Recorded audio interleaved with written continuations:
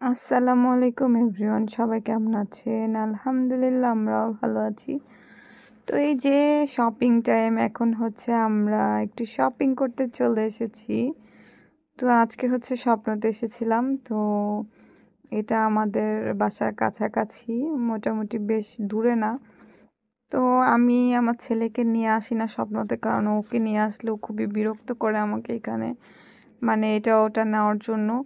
আ তো আমি আ আজকে হঠাৎ আমার একটু প্রয়োজন হয়ে গেল, তো সেইজন্য ও খুব মানে আসার জন্য চাচ্ছিল। তো সেজন্য আমি ওকে আজকে নিয়ে আসি, বলেই নিয়ে আসি যে, "তুমি কিছু যাবে না এইখান থেকে।" তো ওকে বলার পরে সে আমার কথাটা শোনে। যদিও বা এটা ওটা চাচ্ছিল, বাট আমি ওকে এখান থেকে কিছুই দেইনি। শুধু খাবার জিনিস নেওয়ার কথা বলেছিলাম। তো চিপস নিতে বলেছিলাম, বাট সে কোনো কিছুতেই রাজি হচ্ছিল না। সে নিতে চাচ্ছিল না।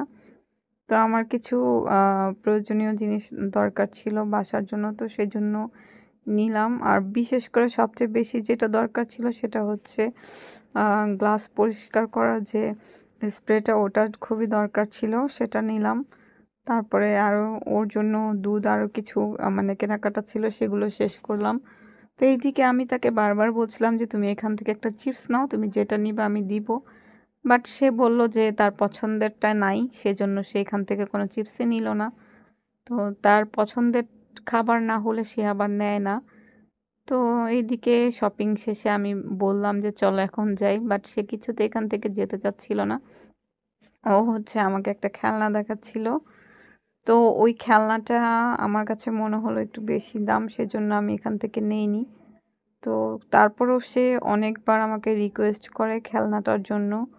উম তো আমি বলেছি যে, "এখান থেকে দিব না, অন্য জায়গা থেকে দিব।"